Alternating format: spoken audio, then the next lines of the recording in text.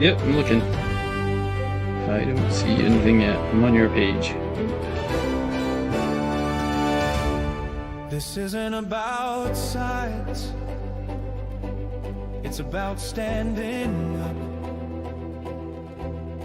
Neighbors over noise, people over politics.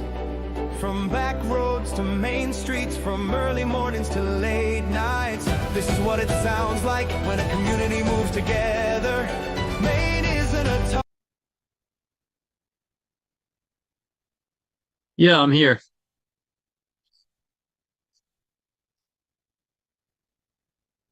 Yeah, I see us live online right now. No, it's all right. We're both learning this, and it's kind of a cool experience. That I mean, this technology is amazing that we have this, that we can actually do stuff like this, allow people to ask questions, whether it's by writing them up or calling in. So this is really a cool opportunity to utilize. Yeah,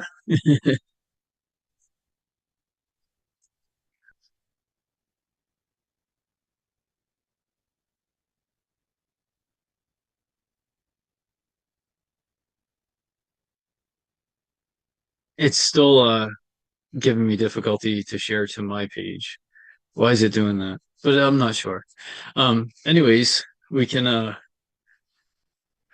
kind of wanted to talk a little bit about everything that we had you know since this weekend, Monday, meeting with Robert Wessels and his team on the bridge in Bath outside of Bath Iron Works, and then uh having an opportunity to talk to some of the protesters out there, and just kind of, there were people there that were truly just there in support of the jobs coming to Bath. And then there were people there that were protesting ICE. There were people there that were protesting Pete Hegseth. There was like five or six different groups that, or categories that they were protesting, but they all kind of, were in unity. And so I just wanted to take the time to walk around, talk to everybody, and really just hear them out. Like, everyone needs to be heard, and I really feel like there's a lack of that in politics today. People want to hear people come election time, and but they only want to hear just enough, and they don't want to talk to people that they might not have the same views as. But I feel like that's the problem. It's literally one side wins, one side rule, and then we end up with, in a state like Maine, where we're clearly a divided state politically. It ends up being that 50%, or roughly 50% of the population, isn't quite happy with the way things are going. But I know,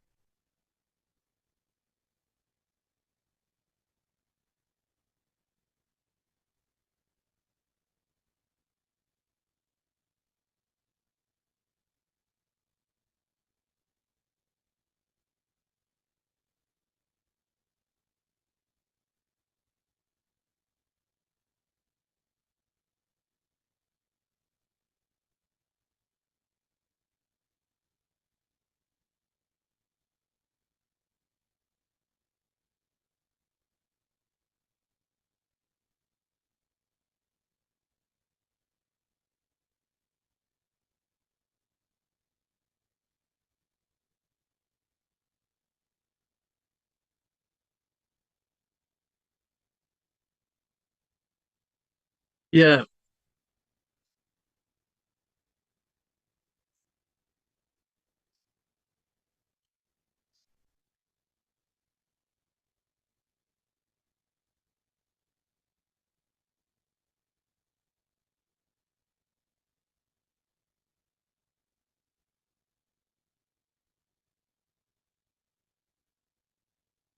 yes, it is.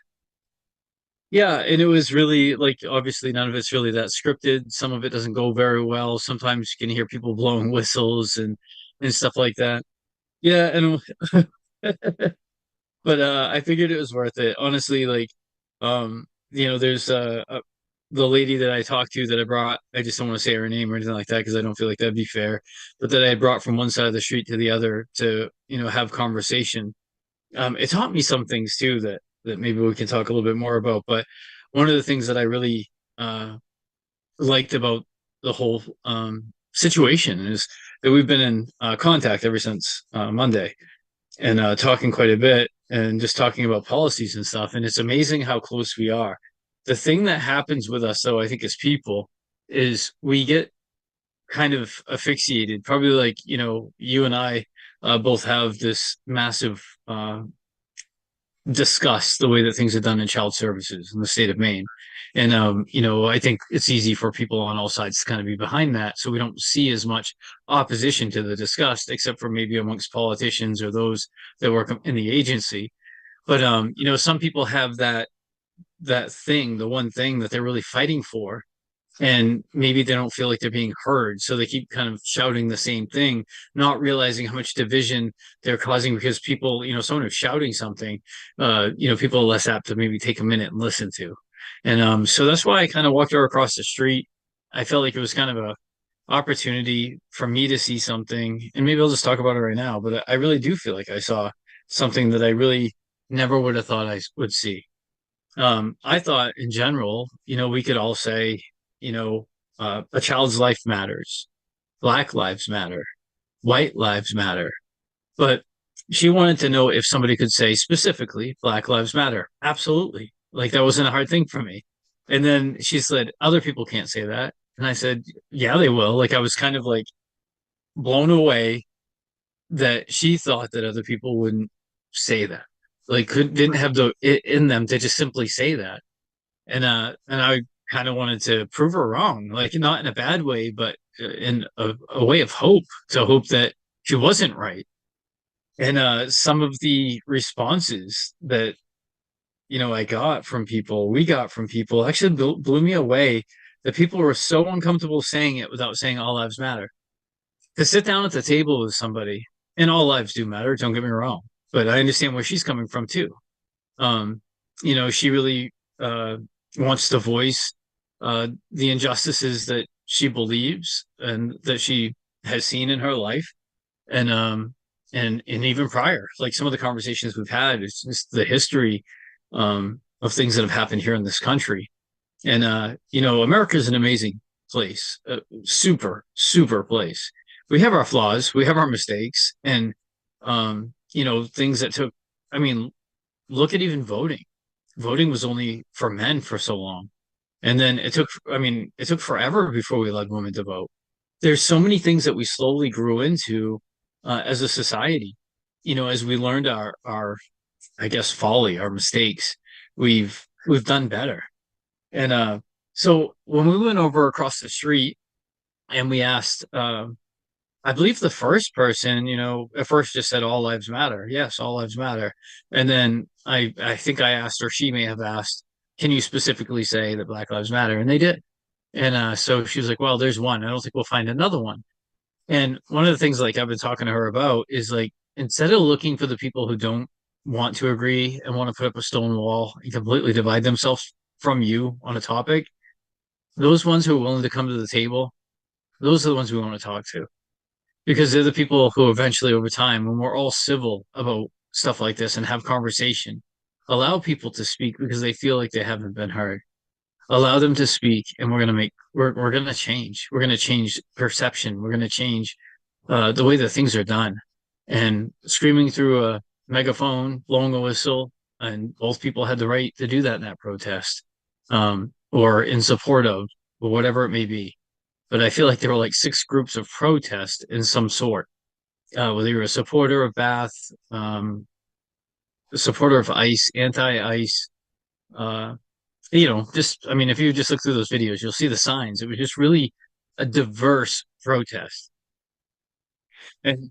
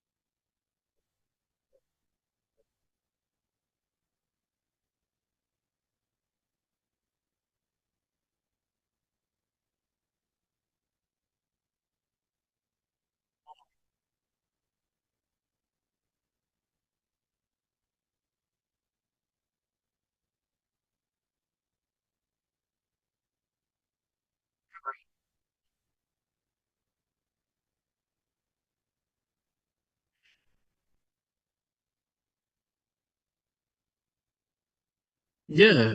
And honestly, I think, there were times in my life I don't think I would have been where I'm at today. But when you suffer some of the things that, people suffer, we all go through our own things, I guess, in life, in some levels, uh, greater than others, maybe. But when you go through some of the things that you go through in life, and I feel like the older I've gotten, the more I realized that I just wanted someone to hear me in my circumstances, and I didn't feel heard. And when we take that time to just talk to people, and even if somebody says something that kind of makes your ears kind of go back, or you like kind of feel like yikes, like what are they saying? Listen, because what they're saying in those few words is like maybe months, years, decades of emotion. And it's just coming out fast. It's because they don't get much of a podium. And when they get that out there, it's coming out hard and fast. So like hold the yikes, hold the face, that is like, holy crap, and like reel it back and realize that this is their moment to say something, and that's why. And then just ask questions. And you know,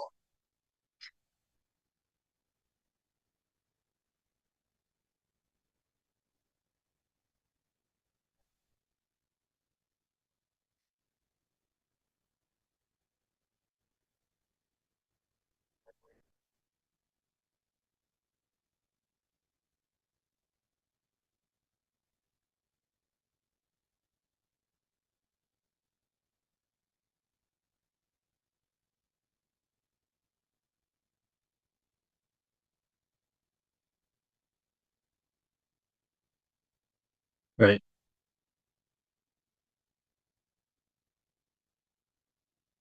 Oh,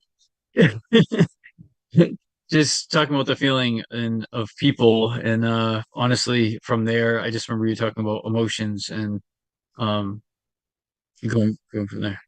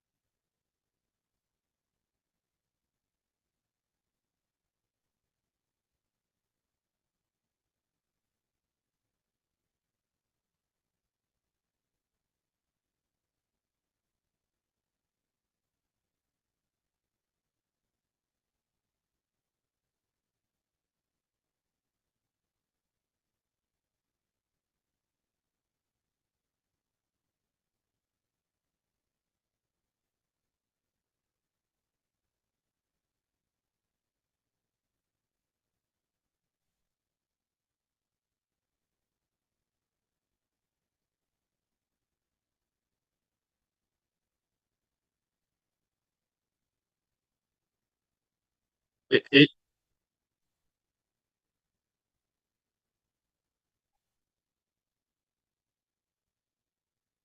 Yeah, people who want to be heard.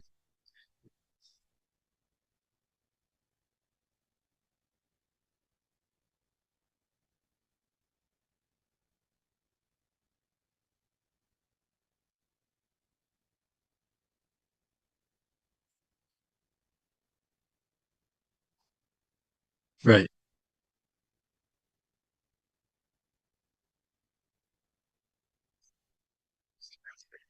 The key word that I took out of that day was transparency.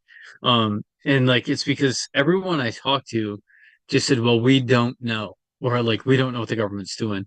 And then the other key part that I took from this is that every single person that I talked to would admit to some degree, they would always say one side was greater than the other, whether it was from the right or the left, but they would say that all government lies.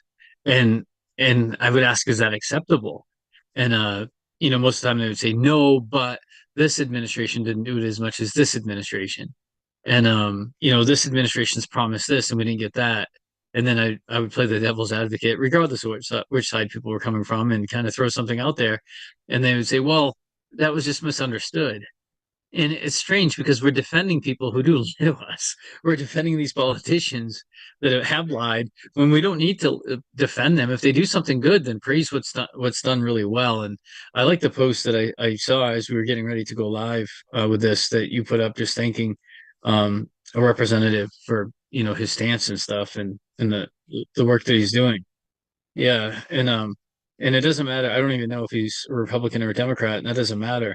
But it's just recognizing the fact that there's somebody out there doing their job. They're doing it because they actually care, and that's what people need to feel more of. And I don't know if you can recollect the older lady that I talked to. She got some cookies. One of her friends came over with some cookies, offered me a cookie while we were having the conversation. But how sincere and sweet she was, and how concerned she was for me. Um, you know, they thought I was opposition to what they were, there for. They thought I was truly opposition, getting ready to record them. One of their friends kept putting their sign in the way of my camera, and I just said, "Hey, I'm not here to cause problems. I'm just here to ask some questions." And then she backed off, and then that's when I ended up talking to the lady who got the cookies. But what a sweet lady! And I was standing close to the road. I mean, everyone was. It was right along the edge of the road, and she grabs my wrist, made me feel like like I was her son in a sense. And she's pulling me up. She's like, "You need to get out of the road." I wasn't in it, but I was close to the side. And she was just really sweet. And that's what we need to see more of is the humanity and all these things. And you know, almost everybody I talked to, there were a lot of people there that had signs that said, stuff about ICE. Almost everybody I talked to said they believe in immigration laws, but they feel that a lot of the immigrants are being used as pawns. And I think both sides of the aisle have done that because we've had both Democrats and Republicans having full power of House, Senate, and the presidency, and they haven't changed any laws. It's been an issue ongoing. I think currently in the large format that we're seeing of polarizing immigration topics, for the last 12 years or so. But I can say it goes back much further than that, at least 20 years, and that people have been calling for some kind of reform when it comes to immigration policy. But we've had both sides in power. But when you fix big issues that polarize people, then it's hard to raise money if you can't piss people off. And I feel like this politicians really thrive on is when they can find these topics, that might only affect. I mean, immigration affects more than what I'm about to say, but there are small topics that only affect like half of 1% or a quarter of 1%, but they're polarizing topics. And they pick those topics to really push and raise money off them. They get petition drives, not even real petition drives where they're trying to pass legislation, but where you sign up on Facebook, you'll see these things. Sign this petition if you're against this, or if you're for this, and you sign it. What they're doing is they're collecting your data because it requires your email, and they get your email information so they can try to fundraise off from you. And there's too much of that in politics today. I've been doing a lot of studying and reading and also watching a series on the Federalist Papers. And I was thinking like the hatred in politics was new. But, after the Declaration, from that point forward, there's really been nothing but division. And it's polarized or magnified through social media, through Facebook and stuff like that. People using platforms to spew hate, and we're actually losing a lot of the connection that we have with people. I think the caring of how we sound when we say stuff, because we're behind a screen. We don't see the other person that we're saying something negative about.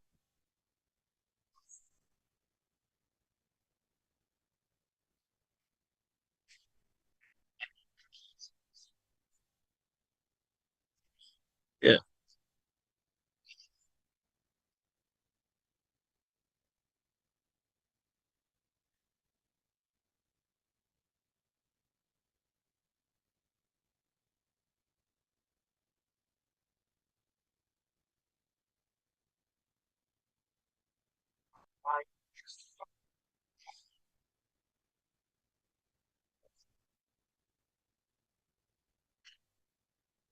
yeah.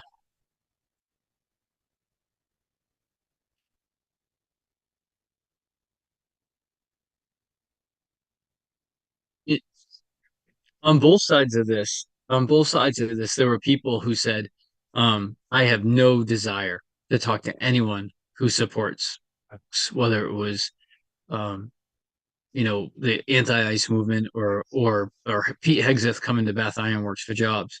I'll be honest, I don't care. We'll go back to Bush, Clinton.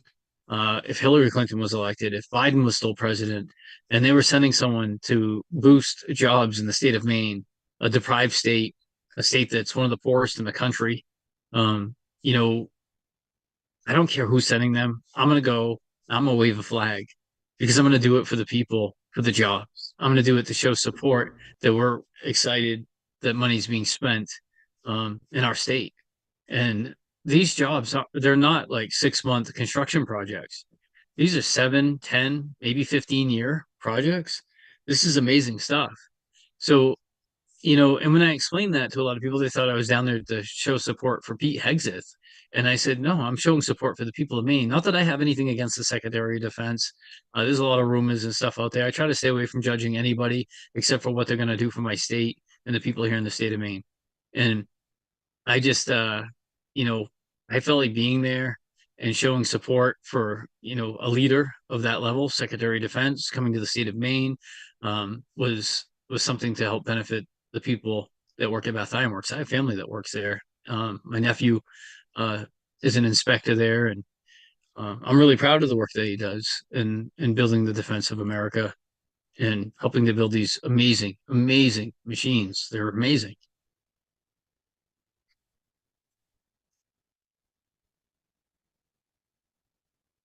Yeah, we'll definitely be down there as part of the campaign as well. As we get closer to April, there'll be some stuff that we're going to be doing down there. But I think it's awesome. It's just awesome to see. You see this massive crane holding the American flag. It just represents just everything that the Bath Ironworks shipbuilding team is about. It's just about unity in one purpose, one goal, and it's building the best in the world. And they are the best shipbuilders in the world. So it's really, it's just exciting. It's just cool to know that it's part of Maine. Like you think of Cooper Flag, he's in the NBA. He's a Maine kid from small town Maine, and yeah, yeah, and it just brings such pride just seeing people from Maine doing something so amazing. And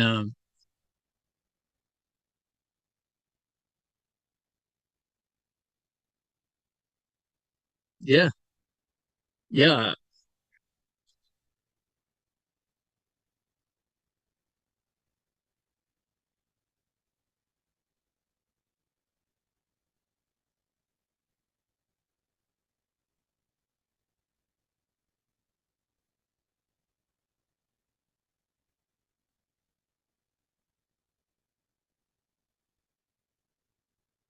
he's a great young man. He's only 19 years old. He just turned 19 like a month ago. And but to me, that's what I was representing when I went down to Bath. It's not to cause division by holding an American flag in support of the jobs. It's not anything like that. But I loved hearing what um, I guess people who were protesting Hegseth had to say, and it was good to listen. And I think we came to a lot of common ground, which is something that's all you can ask for. Just coming to common ground. Like they do support the jobs, they support the people. They're just tired of the uh, polarizing politics, the stuff that's causing all the division. Uh, you know, and the media plays a role in all of this. And the media can be very, very good, and it can be very negative, and it depends on the person who's writing how they want the story to go. And there are some great people out there. I've had some really good experience with journalists in the last, well, since I've announced this, they've been really good and fair, covering what people are truly out there saying. And then sometimes, you'll see a story and you're like, there is no way. And then you'll read from another uh, news agency a whole different story, but it's the same story and it's just written a different way. And it's just, they're trying to form opinions, I guess. And they're doing a pretty damn good job. Yeah.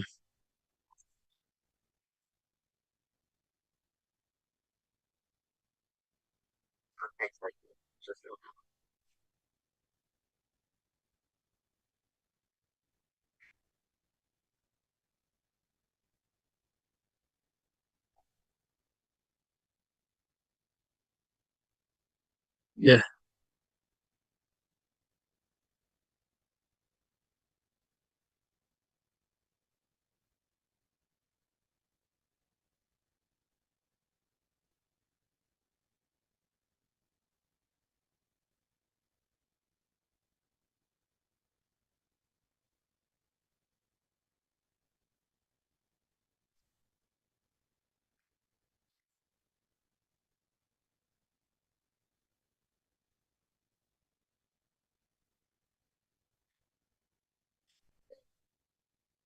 it's really it's an eye-opening thing. Some of the conversations we've had. I mean, we did meet the Queen of Portland. That was pretty cool. Um, and I don't know, everyone's experience, everyone's life experience when you're sitting there talking to people and hearing like how they see things and uh just kind of I just really think politically there should be a lot less uh, government in the aspect of the government says you should do, right?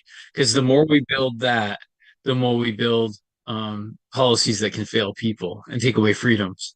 And sitting there listening to that lady, the lady who identified herself as the Queen of Portland, um, I kind of took joy in it. I'm like, good for her. Like, just kind of own your moment and don't let anyone tell you otherwise. And I think I just figured out something, Ryan, as everyone knows that we're not super tech savvy, but I want to bring up something on the tech side of things here with this. Uh, I can't share to my page because your feed on Facebook that I'm trying to share to my page is private. I can share it to my personal Facebook page because we're friends on Facebook, but to a page I can't share it. That's why I can't share this one. You should be able to edit it and make it a public post, and then I would be able to share it. Is private. I can share it to my personal Facebook page because we're friends on Facebook, but to a page, you should be able to edit it and make it a public post, and then I would be able to share it. Is private. I can share it to my personal Facebook page because we're friends on Facebook, but to a page, you should be able Yep, to me edit it too. and make it a public post, and then I would be able to share it. Is private. I can share it to my personal Facebook page because we're friends on Facebook, but to a page, you should be able Yep, to me edit it and too. make Perfect. it a Sounds good, Sounds public good, man. post, and then I would be able to share it. Is private. I can share it to my personal Facebook page because we're friends on Facebook, but to a page, you should be able to Yep, me edit it too. and make Perfect. it a Sounds good, public man. post, and then I would be able to share it.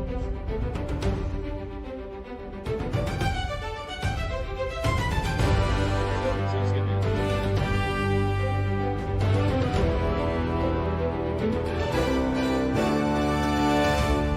This isn't about sides, it's about standing up. Neighbors over noise, people over politics. From back roads to main streets, from early mornings to late nights. This is what it sounds like when a community moves together. Maine isn't a talking point, it's a promise we keep. Integrity in action, compassion in practice. Change that lasts because it's built on trust. No labels, no scripts, just real voices moving forward. This is Maine.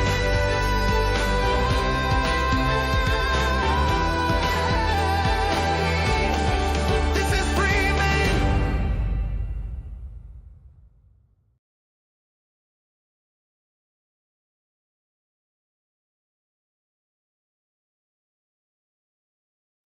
I can.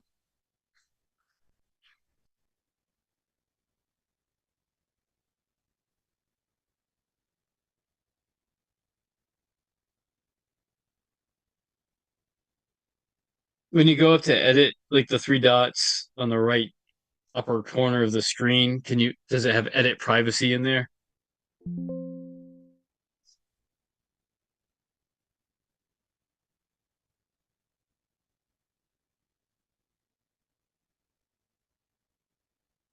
I'm gonna do it on one of mine so that I can actually walk you through it if I remember. So yeah, you go to edit post and then it shows public, the little drop down box. It should say public, or you're on friends right now.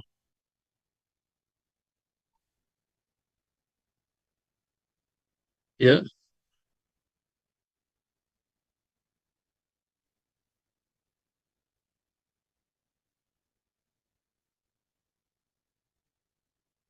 Okay.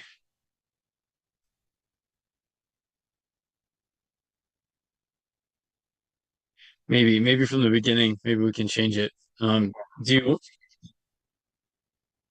how long would it take us to drop and start over? I'm not that tech savvy to know all the work that goes into something. Okay, perfect. Then let's not do that. But I thought I was kind of hoping Joey was going to call in tonight. He had mentioned that he wanted to call in.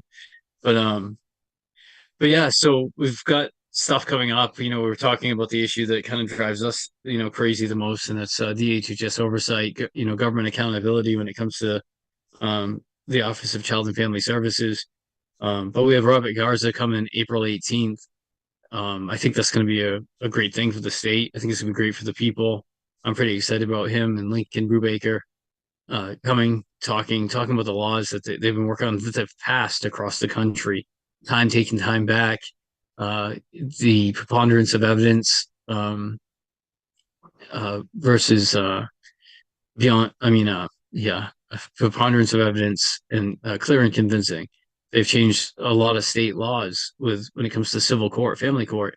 It used to just be preponderance of the evidence, which is 50% plus a feather. And they've done a lot with Texas and some other states. I'd have to go look on the website, but they've actually changed it to where it's clear and convincing, which is like a 75%. So it's more believable. It's more factual when it comes to family court. Uh, you know, anything that's civil. So like, a lot of people can write anything down, make a false statement about somebody. These laws are extremely important to me, based on the life experiences I've had. I feel like it's really important that people are also held accountable for their statements, especially false statements. It's just they're as bad as when people are truly are, harmed or there is wrongdoing. False statement, perjuring yourself in court should be prosecuted.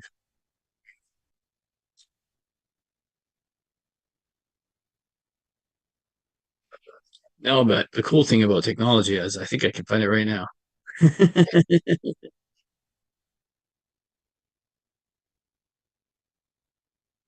I think that's it. I think that is National Family Justice.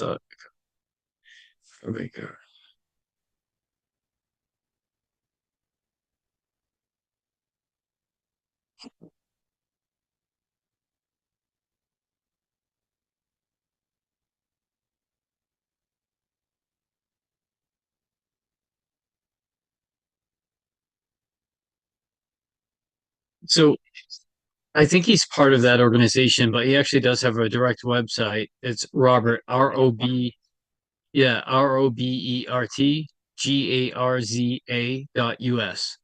So Robert Garza dot US. And it has his bills and stuff like that right on there. Robert Garza dot US is his website.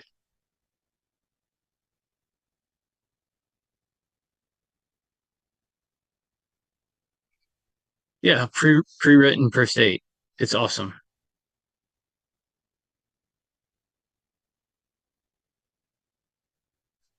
Yeah, the guy literally went through hell. And 15 years, false accusations, 43 or 47 false accusations. I had to fight every single one of those along the way just to try to see his kids. Spent over $1 million um, in legal fees. And then, even though his kids kind of timed out because they aged out and they're part of his life now and stuff like that, he's still fighting for other families, even though he was never able to really get all this stuff done while he was in his own fight. But he's fighting for other families. He's done a lot of work for families like us, and done stuff that will has done stuff that will benefit us for years.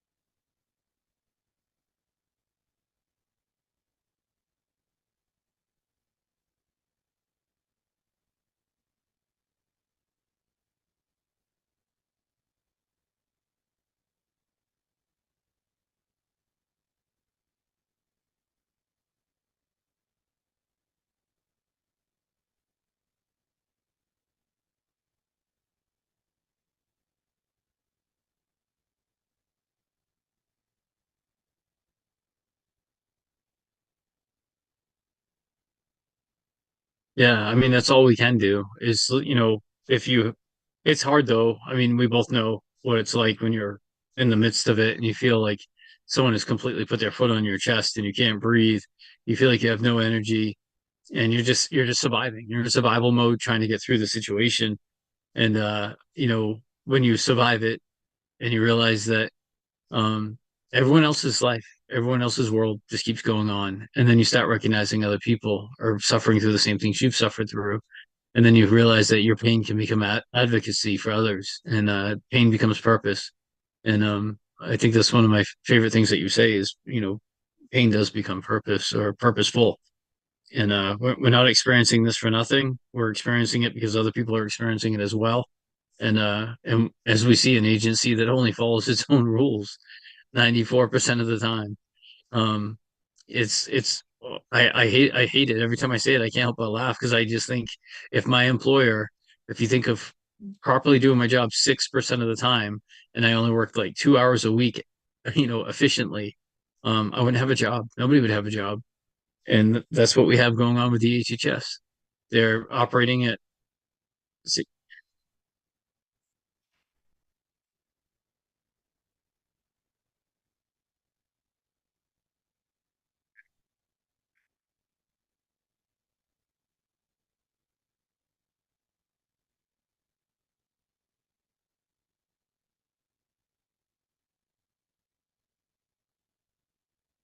right.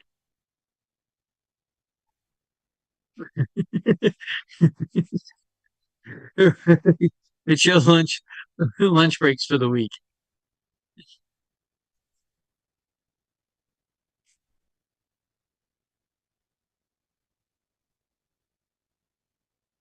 Oh no, 100%. I don't think that everyone is bad.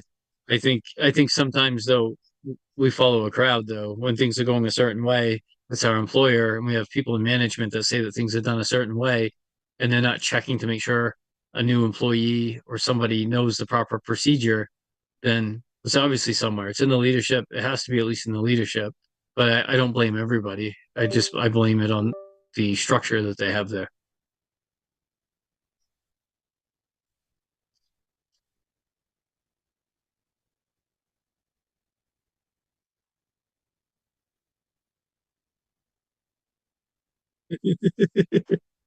It's hard to not to laugh at.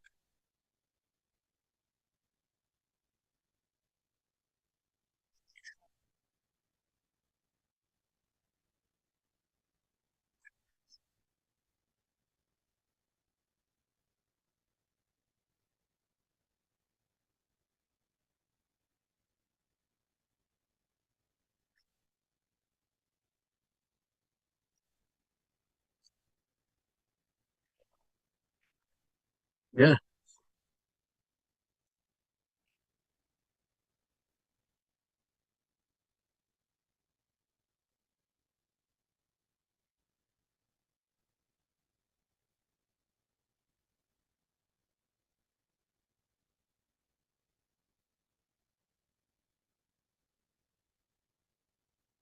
It is a heavy job.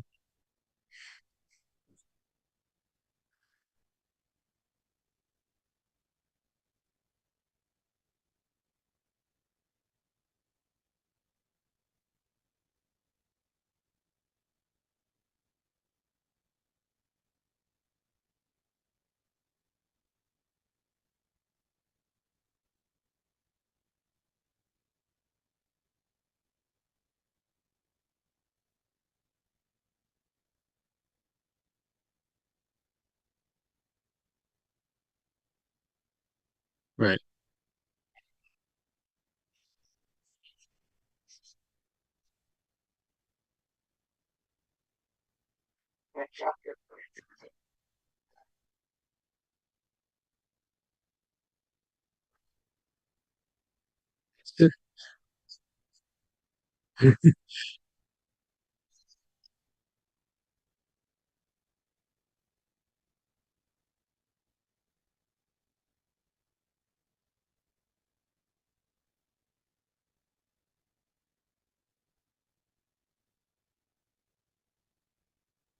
So I just want to do some like math and actually figure it out. So it's 2.4. If it was a 40-hour a week, we're basing it on that, it's 2.4 hours. So it's not even the full half-hour lunch breaks that the average person would take through a week. They're missing about 10 minutes of one lunch break. They're somehow screwing up their lunch break.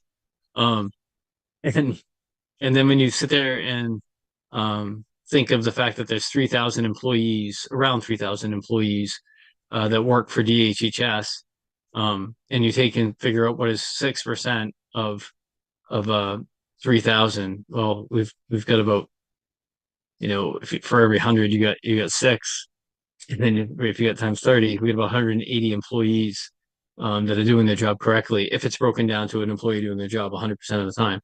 So if you got 180 out of 3,000 doing their job right, that means we have about 3,220 not doing. I mean, yep, 3,820 not doing their job right.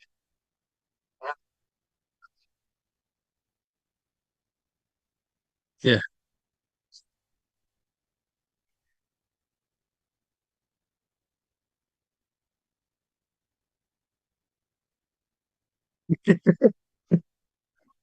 Maybe they have to sign out for their lunches and they're actually doing a little bit right, but that low number is pretty scary. And then even with the inspector general this year, I mean, the ombudsman taking 76 cases, finding 36% substantially. So this is a whole different type of study.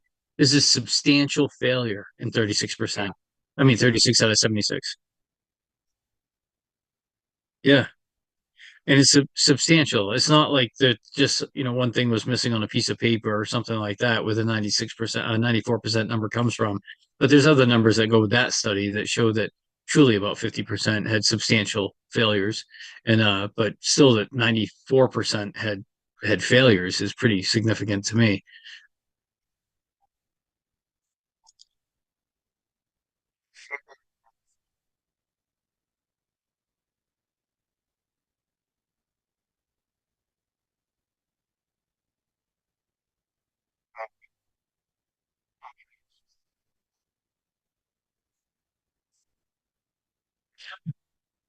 Well, just about this being substantial and talking to Betsy Grant last week is where you started.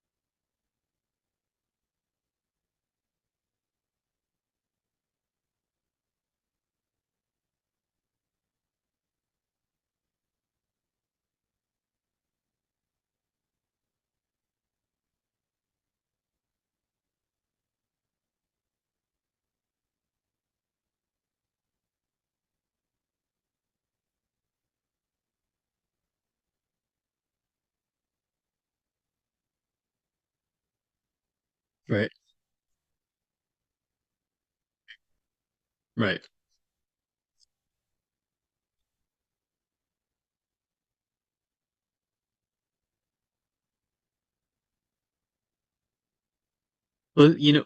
Well, what we have going on right now isn't just the Office of Child and Family Services. I mean, look at everything that DHHS truly is tied into, whether it's nursing homes or whether it's medical, and you know, we're looking at all the fraud that's taking place. There's so many places where DHHS is failing the people. I mean, it's not just in child and family services, although it's huge and it definitely has a huge impact, especially when we see the loss of the life of a child in the care of an agency that's supposed to be protecting. those children.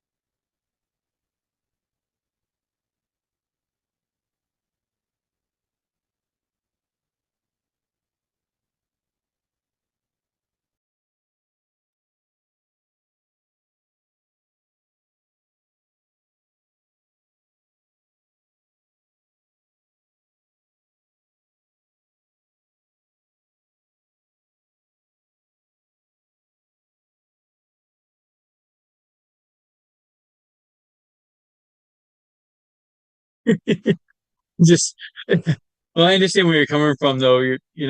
It's just our fight isn't always going to have results in the same day, and it's about bringing things before the people that the end result has accountability, and I think that that's our ultimate goal. Is you were talking about people have done stuff to better other people, and I think of our veterans. They didn't even have the opportunity, some of them, to have children. They were young men and women when they died in the battlefield. And so they fought for something greater than themselves. And they're the ones who paved the way for us to have a system where we can actually use our voice. We can actually, protest. We can stand up for what we believe in. And so regardless of how hard things get, it's just always good to remember that it might be pretty damn hard and it's hard to get through at times. But somebody laid their life down for my right, for my freedoms, and I never had this opportunity to even suffer the way that we feel like we have suffered. And so it's really, uh, it's it's so hard to put into words exactly what I feel when I feel joy knowing that I've helped someone else. There's a lot of pain before the joy. There's so much pain that comes from these fights, when you fought for something so hard, whether even including my own freedom, from false accusations. When you have something like that and you're fighting because the criminal justice system says you're innocent until proven guilty, and then public opinion is you're guilty until proven innocent. And it's a life changing experience. The whole thing is life changing. And like I told you earlier in the conversation, I used to be pretty dogmatic about some views on life. And until you've had to fight for everything that you have, until you've had to, I mean, I've had high times in life where I feel like, um, financially, I was doing extremely well. I feel like I've had extreme low times in life where I've had to rely on assistance to get through a medical emergency and some other circumstances. And when you sit there and you think of those moments, you're like, you know, it felt really good to be able to provide 100% for myself, but it was also really amazing knowing that I live in a country where when I fell on my face physically, and had some ailments where I had to have surgeries and stuff, and I needed help. I wasn't able to provide like I could before. There was somebody there. There was someone compassionate enough that cared about me. So I feel like sometimes, unless we've been through some more serious experiences in life, we're less apt to, I guess, have compassion for others that are struggling. Maybe not the same exact way, but to actually have compassion for other people. And that's one of the things that I think, both you and I, when we're out talking to people, I think it's why we want to listen and we want to connect because we've been through a lot. We've been through a lot of hell. And we know that other people are too. They're suffering. They want to be heard. They really want to make sure that they can keep their freedoms, keep personal freedoms, but they want a government that's going to listen when they need help. and it really doesn't seem that way. It seems like we get stonewalled by the Iron Curtain of DHHS too often. And when it comes to immigration, thinking of the DHHS stuff, we know that immigrants, asylum seekers, and immigrants and stuff come to the United States. The ones that are specifically here in the state of Maine. I'm all for allowing people to come and seek asylum to become citizens. I'm a third or fourth generation. I'd have to look to be 100% sure, but I think I'm a third generation um, resident of the United States because of a great grandfather who migrated from Canada into the U.S. So my family, my heritage comes from an immigrant, but he did it the legal way. And I'm not saying that people who have done it a different way are necessarily awful people, but we do have laws in this country. We have a standard, and if people come here to a state, especially like Maine, we're financially destitute. But they come to the state of Maine, and then the government wants to just give benefits. Um, it's really it's bankrupting us when we have the biggest homeless issue and that the state has had ever. The homeless population is growing, and this is a cold state. And just think of those people that are trying to survive the 5 or 6 months of overnight extreme cold temperatures that the human body isn't designed to endure. And we're not focused on taking care of them. We're focused on the polarizing stuff, the politically polarizing stuff that really has no place in politics. I think people should have a right to come to the United States to plant, their foundation here and become part of the fabric and really help to keep making America the nation that it's become. And like we talked about earlier, we had our mistakes. We're growing. We'll continue to grow. We'll continue to learn from our mistakes along the way. But like to come here and think, for 2 to 4 years or 5 years that they should be receiving benefits on the taxpayers when we have elderly being taxed out of their homes, making decisions on whether or not they're going to eat or buy their medication, whether they're going to keep their heat at 50 or 68 degrees because they can't afford the heat, and sometimes not even, being able to keep oil in their tank um, to keep their heat. We really need to prioritize, the people that have been part of the fabric of this very state. And but I also think there needs to be compassion. You don't let 25 million people flood into a country under one administration and then, make everyone who believed that they were coming here because there was an open door that they're somehow a villain now. The laws are the laws, yes. But when you have an administration on the federal level, like say it's okay, our gates are open, and you let 25 million people flood in, they're not going to just come here thinking like I'm going to go to America just so I can go to jail or be sent back to my home country. They're looking for promise. They're looking for a future. So we need to have compassion. And both parties have had power. They could have changed immigration laws, and they haven't. Um, it's really just it's disgusting watching people be used as pawns. And like I said, I'm a third generation, I believe maybe fourth. Like I said, I have to do my research, but immigrant, family of immigrants, and I'm proud that my great grandparents made that decision to come to the state of Maine. It's a beautiful place, and I'm so happy that I was born an American citizen. And what a cool gift that is. And I just hope people really do appreciate it, not try to change our culture to the culture they just came from, but bring some of bring the flavor from who they are because people are amazing from all over the world. We always want to learn more and to I guess take on when you meet somebody who has something that's really like a cool attribute, whether it's hiking or fishing or whatever it may be. Maybe they just like race cars, going to races and stuff. You kind of just like you kind of take it on with them when you find a good friend like that. And I feel like when we allow immigration in the proper way, um, we learn a lot from people. They bring great culture, they bring great tradition, they bring some amazing stuff to our culture. Um, it's the part that bothers me most is when you see such division that causes immigrants to believe that they have to hate this country. They came here for hope and promise, and then they see such division. They're being used as pawns. that they start to feel hatred. Now there are those who are not following the process. They're clearly criminals, and we can talk about them all day long. They shouldn't be in this country 100%.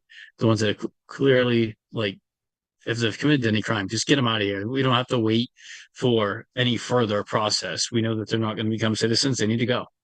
And but nobody's willing to be humane about this and actually look at it from that perspective on either side. It's just a war issue and a money raising issue. As you can see, like the people who talk about immigration most, making either immigrants villains or protecting all of them, even the criminals, are the ones raising the most money in this campaign right now. Isn't that wild?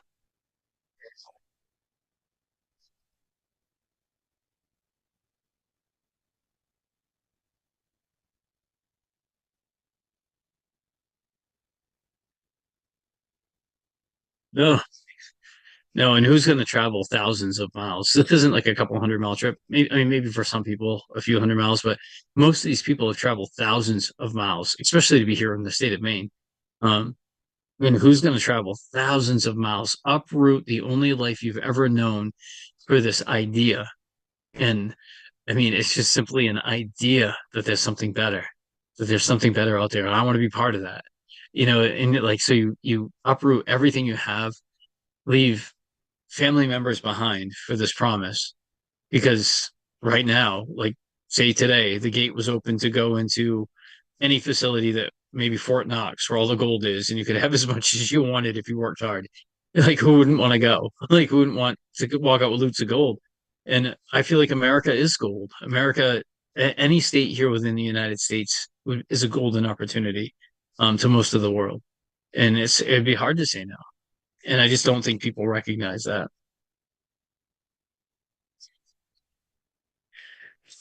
But we definitely need, to honor our laws, allow due process, allow people to go through the system. And if they're, only 25%, we know asylum seekers actually get asylum. It might even be a little bit less, but the recent number that I saw was around 25%. So we know that there's 75% that won't be staying in the country. Um, I don't know the full uh, vetting process that takes place and the court procedure for that. But I can tell you that we have 25 million people, and if you break that down, that came through under the Biden administration, you break that down in the courts time, we're looking at about 7 years before we can catch up. Isn't that crazy?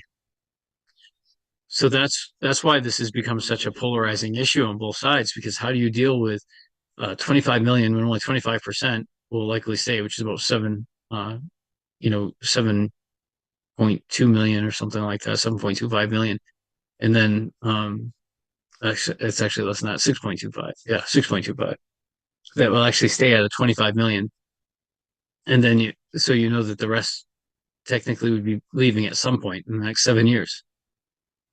The sad part is after they get done in court, they get released and they're not like forced. Like once they have their hearing, and they get their judgment, nobody tracks them down. Most of them stay in the country, and that's where the bigger issue starts. And then that's where states are still offering benefits and stuff like that to people who have already gone through the process and they've been denied citizenship. And that's where I start to have an issue because it's our tax money. It's the stuff that could really help those that are part of the fabric that have worked here, that are retired, and they're fighting just to survive when they shouldn't be. They work their ass off their whole life, and they're fighting just to survive.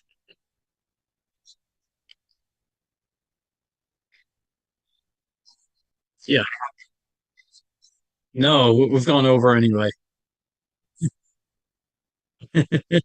After having surgery that you had, I don't blame you.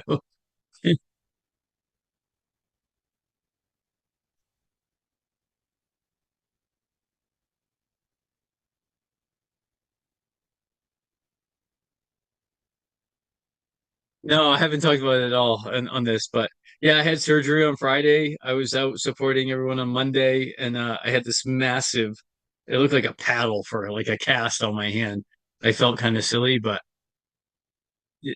yeah, I asked them to put a much smaller one on. Now I just have a splint on my finger because that thing was awful. I mean, just trying to get ready.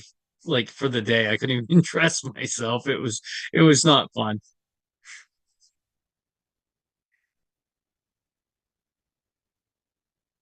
Yep, heat pumps and carpentry. Yeah, I have to use my hands. So it's really difficult. It's definitely changed the way I do things, but I'm getting by. We're getting by.